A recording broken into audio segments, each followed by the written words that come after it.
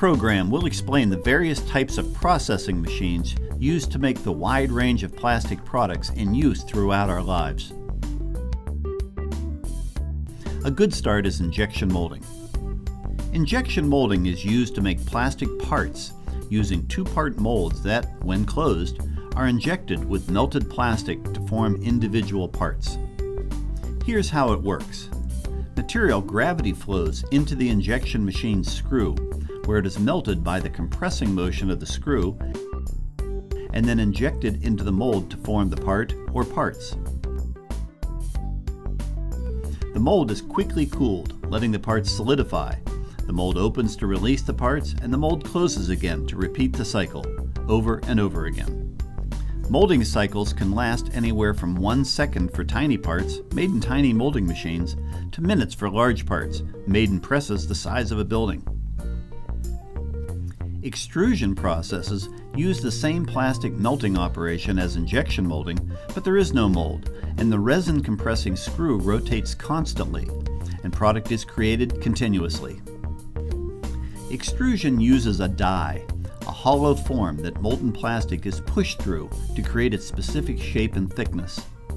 A water bath or spray chamber then cool the extruded shape and often provide pressure and/or vacuum controls to properly size the product as it passes through. Belts or cleated pullers apply smooth tension on the product and keep it moving in pace with the extruder. A cutter or saw create the final product length, or a winder creates spools of the final product. There are many variations to the extrusion process, but a mixture of extrusion and molding is found in the blow molding process, where plastic is continuously extruded into a tube shape and then clamped in a mold and blown into its shape with compressed air. It's a process that often operates in a shuttle movement with a set of molds. Each mold takes a turn grabbing a section of extruded tube, called a parison, and shuttling it to one side to blow it into a bottle shape, letting it cool and then releasing it to be filled with product or shipped. Each mold alternates with a second mold doing the same thing for maximum productivity.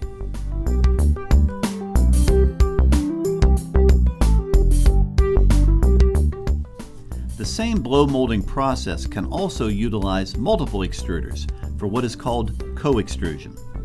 Co-extrusion is used to create bottles made up of multiple layers, and each layer possesses special characteristics like suitability for food contact, an outside color for brand awareness, ultraviolet light protection for long shelf life of the product, a layer of regrind for economical reuse of scrap, and many times barrier and adhesive layers are included to separate and bond the layers for a tough, cohesive bottle.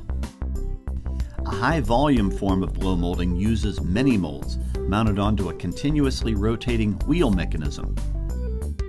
The extruder creates a hollow tube, and as the wheel rotates, each of its molds will open, grab a parison from the extruder die, blow the parison into a bottle, allow it to cool, and then place it onto a conveyor, producing a continuous stream of finished bottles originating from that continuous flow of plastic from the extruder.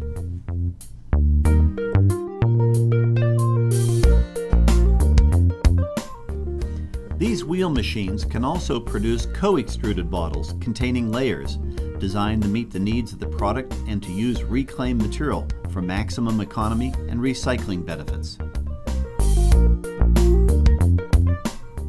The very popular sales of plastic bottles for carbonated beverages has created a unique process for blow molded bottles made specifically from polyethylene terephthalate, or PET.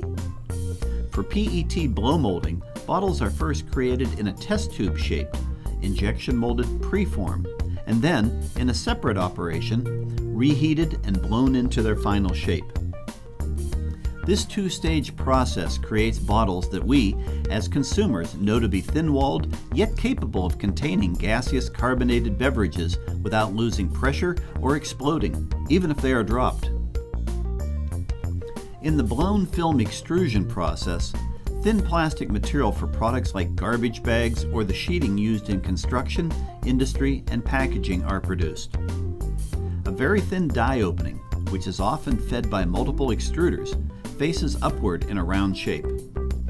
A tall, thin, continuous bubble is produced vertically by this process, and it's cooled as it flows upward, typically 30 feet or more, where it is then folded and brought back down and placed onto rolls or converted into popular film products. And all these processes, from injection molding to film extrusion, rely on Conair products to support their productivity and efficiency. Thanks for watching.